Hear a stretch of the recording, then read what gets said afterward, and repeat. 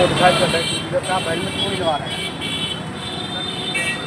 आपको जान प्यारी है, सफ़र प्यारा है। एक माँ बाप को एक बच्चा प्यारा होता है, उसके लिए हेलमेट नितांत आवश्यक है। क्योंकि कोई घटना होने पर आपका हाथ का टूट जाना, पैर का टूट जाना, पसली टूट जाना, ये सेफ है। अगर ये चोट आपके सर में लगी, हेड इंजरी बनी, तो आपको कोई बचाने वाला नहीं। ये पुलिस का उद्देश्य केवल तुम्हारे चालान करके 1000 रुपये बर्बाद कराना नहीं है। ये आपको आर्टिफिशियल दिया जाता है, आपकी आदत में समारो, आप हेलमेट लगाएं। आप ऐसे चल रहे हैं, खुद अपने लिए नुकसान पहुँचाना चाह रहे हैं, अपने माँ बाप को लेकर चलना चाह रहे हैं, और आपके मैं आपका चालान उसी 80,000 रुपये का, तो आपका नुकसान होगा। और ये जो आपका एक्सीडेंट हो गया, 1000 रुपये तो आप भर सकते हैं। ये जो आपकी चोट लगी सर में, कहीं कुछ भी हो गया, तो क्या आप वापसी कर सकते हैं? वो बात नहीं होता। हेलो, मैं नरेंद्र कुमार अग्निहोत्री NM न्यूज़। आपको मैं बताता चलता हूं कि जनपद लखीमपुर खीरी गोला में अभी तक कम से कम 7-8 एक्सीडेंट हुए हैं, जिसमें लोग ख़त्म हुए हैं। और इस हफ्ते में कम से कम एक हफ्ते के अंदर 5-6 लोग एक्सीडेंट से ख़त्म हुए हैं। यहीं पर हमारे गोला दरोगा, ट्रैफिक दरोगा जी खड़े हैं, हेमंत पाल सिंह, जो काफ़ी अच्छी भूमिका निभाते हैं गोला के अंदर। लेकिन आपको एक चीज़ बताना है, अगर आपको एक्सीडेंट रोकना है और जान गंवानी नहीं है, तो जो ट्रैफिक रूल्स हैं उनको आपको फॉलो करना पड़ेगा। और जहां पर पेट्रोल पंप पर तेल डालने जाते हैं, तेल उन्हीं को डालिए जो हेलमेट पहने हो।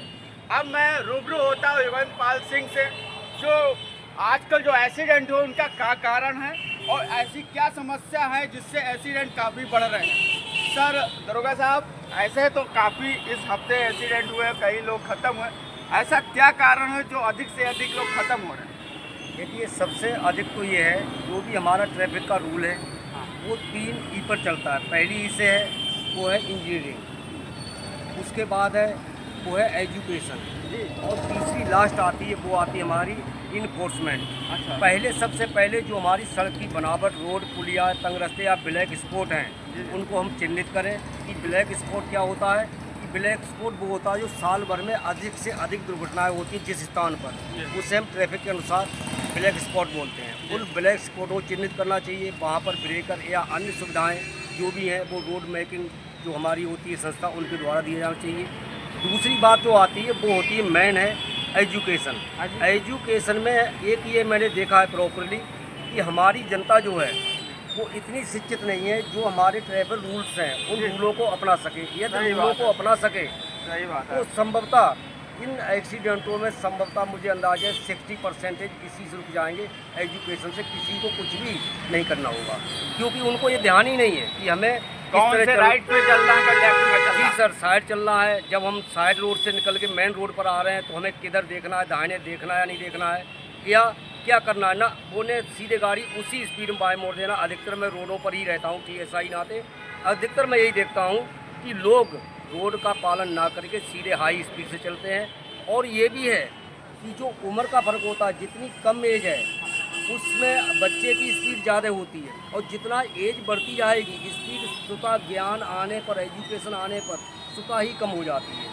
तीसरी बात आती है तो होता है इन्फोर्समेंट, यानी हमारे पुलिस बल का लगाना। जैसे हम अभी रोक कर सीट बेल्ट है, या हम गाड़ी पे चल रहे वाहनों को अभी हम समझा रहे थे कि आप बच्चे क्यों नहीं लगा रहे हो। हमारा उद्देश्य चालान करना ही नहीं है, मेन उद्देश्य है वो जनता को जागरूक करना। लेकिन जनता में जागरूकता आ रही है धीरे धीरे, अभी मुश्किल से जागरूकता है वो 20 या 30% है।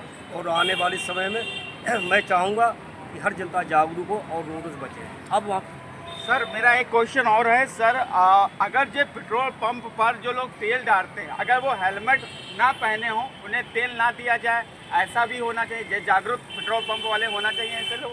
जी हाँ, हमारी DM मैम ने अभी आदेश किया था, बहुत अच्छी तरह सख्ती से आदेश लागू किया था, यदि पेट्रोल पंप वाले साथ दें, क्योंकि छोटे से लालच को एक बहुत बड़ी हानि हो जाती है। और वो अपना पेट्रोल बेचने के लिए, क्या छोटी से अपनी लाभ कमाने के लिए एक बहुत बड़ी हानि कराते हैं। यदि पेट्रोल ना मिले बगैर हेलमेट को, शायद इस पर बहुत बड़ा असर होगा, और हमारे बच्चे या हमारा जन है वो सुरक्षित चलेगा और सुरक्षित इस पर रहेगा। मैं इसका सहमत हूँ कि पेट्रोल ना दिया जाए इनके लिए।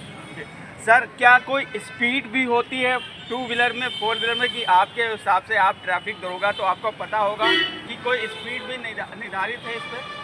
जी देखिए, रोड पर यातायात के लिए एक स्पीड का जो महत्व होता है हर रोड के बराबर। जैसे आपको मैंने इंजीनियर को कहा था, अभी आप Ganga express way, Yamuna highway पर जाएंगे तो वहाँ पर कारों की स्पीड क्या है, 100 प्लस है, लेकिन हमारे लखीमपुर में नहीं है। लेकिन स्पीड का आप यदि सभी वाहन चलाते हैं, या जो आपके चैनल के माध्यम से मैं अवगत कराना चाहता हूँ कि जो भी आप मोटरसाइकिल चलाएंगे उसके मीटर, स्पीडोमीटर पर एक इकोनॉमी बनी होती लिखा होता है, उस पर हरे कलर का होता है निशान बना हुआ। तो जो कंपनी अपने प्रोडक्ट को इबादत कर रही है, बना रही है, उसमें तो खुद स्पीड देते हैं कि यहाँ तक चलने पर आप सेफ है, हमारी जो हम गाड़ी दे रहे हैं सुरक्षा के मानक हैं, वो गाड़ी सेफ है, ना इसमें क्लच टूटेगा, ना इसमें इंजन फटेगा, ना कुछ होगा। अगर उस इकोनॉमी में अधिकतर स्पीड होती है टू व्हीलर की, वो 50 की होती है।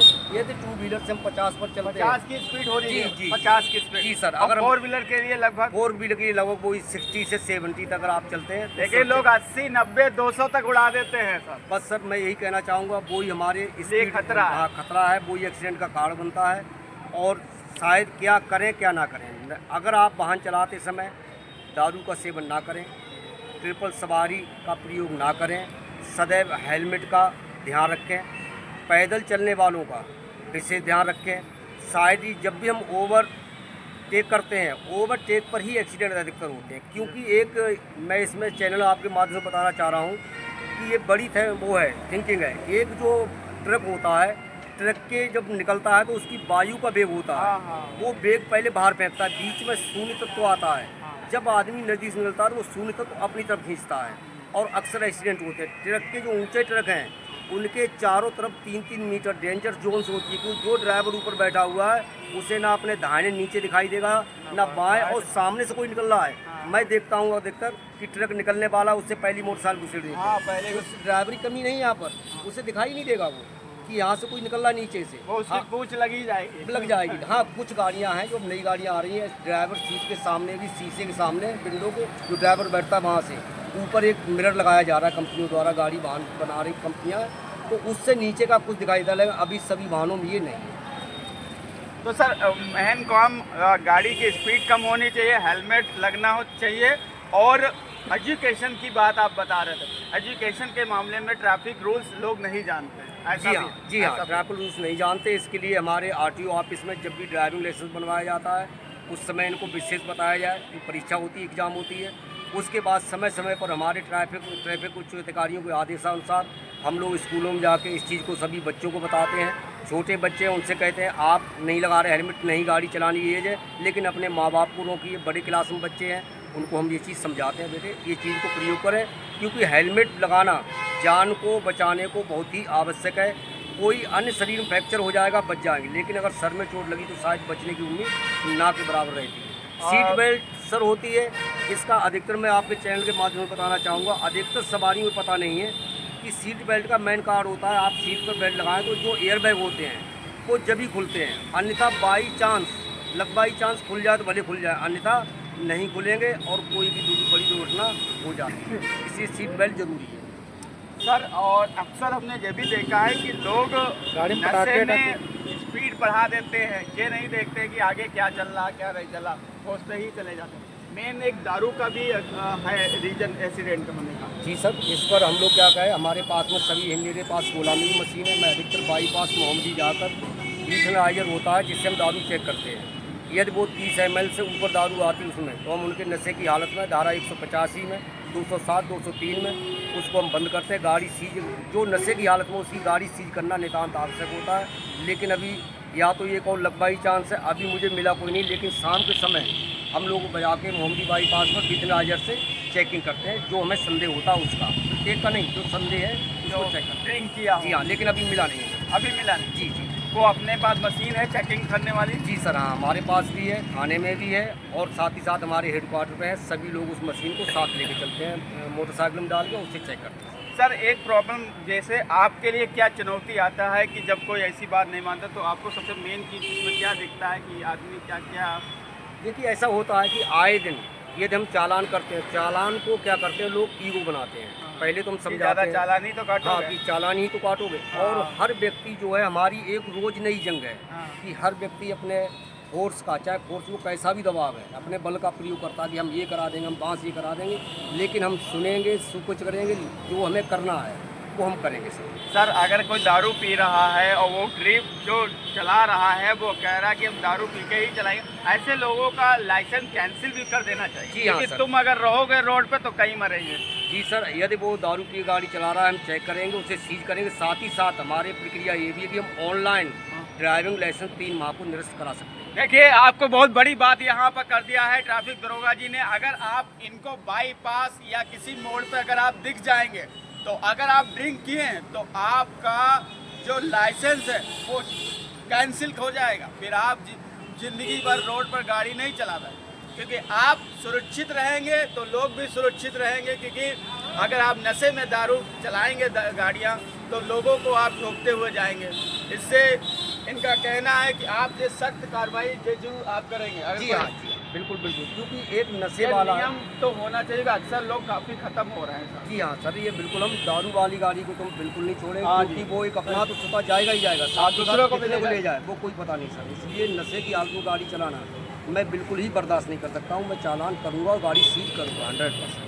देखिए अभी आप सुन रहे थे ट्रैफिक इंचार्ज रघुवंश सिंह को, काफ़ी अच्छी बात की, क्योंकि अक्सर आज जो लखीमपुर खीरी की दशा है वो कम से कम 60% लखीमपुर की खीरी और गोला का औसत कितना हुआ, कितने लोग सर ये बड़ा दुखित है। मैं कहना चाह रहा हूँ कि जो भी रिकॉर्ड के अनुसार हमारा लखीमपुर है यूपी में सबसे पहले नंबर पर आता है, क्योंकि मैंने इसका अंगूर निकाला है, नंबर जो 1 अर्थ है। निकाला है, नंबर 1 तो है ही है। इसका मेन कार्ड निकालते हैं सर, वो है एजुकेशन। एजुकेशन एकदम नहीं आ जाएगी, उसे धीरे धीरे सीखते सीखते टाइम लगेगा। और शायद जब हम शिक्षित हो जाएंगे वाहन चलाने वाले, जो गांव देहात से लोग आते हैं बच्चे हमारे, तो शायद एक्सीडेंट कम हो जाएंगे। जहाँ तक धन्यवाद। अभी आप सुन रहे थे हेमंत पाल को। एक्सीडेंट को लेकर आज NM न्यूज़ निकला रोड पे, और जब लोगों से इन चीज़ों को पूछा गया तो इसमें काफ़ी दिखता है। पटाखों वाले पटाखों गाड़ी जो गाड़ी पटाखे है, कुछ गाड़ी जो बुलेट रंग है, 2-3 है यहाँ पर, तो वो रोड से सामने निकालते हैं। बुलेट है, पटाखा बुलेट, जिसे पटाखे छोड़ते हैं उससे साइलेंसर। तो उस साइलेंसर को हमारी नज़र में गाड़ी है, एक केवल UP 31 करके 2 लिखा रखा है, सरदार जी गाड़ी है, लेकिन अभी चांस नहीं मिला। 3-4 दिन से मेरी नज़र में वो गाड़ी, जैसे ही मेरे संज्ञान में जहाँ पर मुझे मिली मैं उस गाड़ी को पकड़ के सीज करूँगा या साइलेंसर वहीं खुलवाऊँगा अपने सामने। देखिए सख्त आदेश दे दिया है और कानून को पूरी तरह से इस चीज़ को समझना होगा, क्योंकि अब जो हमारे ट्रैफिक इंचार्ज है दरोगा जी, अब गोला में रूल्स अनुशासन में ही करेंगे। क्योंकि अगर आप दारू पी रहे, चेकिंग में दारू आपकी निकली तो आपका लाइसेंस भी कैंसिल होगा। अगर आप किसी भी नियम कानून नहीं मानते तो उनके अंतर्गत काफ़ी धाराएं हैं, वो भी आप पर लगाइए। मैंने रोतरी, कैमरामैन विपिन के साथ, जय हिंद।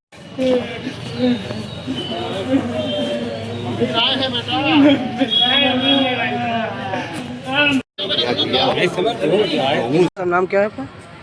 नीरज कुमार निवासी। ये जो घटना हुई है ये आपके कौन थे? ये हमारे भाई थे, फोटो ये नंबर आए इनके बारे में क्या जानकारी है? काम करते थे। जानकारी क्या, शादी के चक्कर पार्टी थी और गोला आ रहे थे ट्रक से। हाँ, क्या कोई गाड़ी तो- वाले ने टक्कर मारा। अरे किससे? 4 पहिया वाहन से टक्कर हुई है। ये जो 4 पहिया वाहन बता रहे हैं आप, कोई जानकारी है क्या, कुछ किसकी थी? हाँ तो मेरे कोई जानकारी नहीं है, वो देख नहीं पाए हम, मतलब भाई के चक्कर में उसको प्राइवेट गाड़ी से लेके आए हैं। तो जो और ये बॉडी आई टक्कर है हुई है, एम्बुलेंस से। एम्बुलेंस लेके आए हैं। हाँ, ये बॉडी एम्बुलेंस से। ये जो टक्कर है आमने सामने की है कि मतलब ये हमारे भाई मोटरसाइकिल से आ रहे थे इधर गोला सुंथारपुर से, और ये गाड़ी जो है गोला से जा रही है। गोला में शादी में कहाँ जा रहे थे? यही गोसाई मैरिज हला रही था, गुस्सा में शादी में आ रहे थे, शादी में। हम भाई हैं, ये बड़े भाई, बड़े भाई हैं। बड़े भाई की वाइफ है। देखिए ये कितने भाई लोग हैं? 2 भाई हैं, एक आप एक ये। क्या नाम आपका? हमारा नीरज कुमार।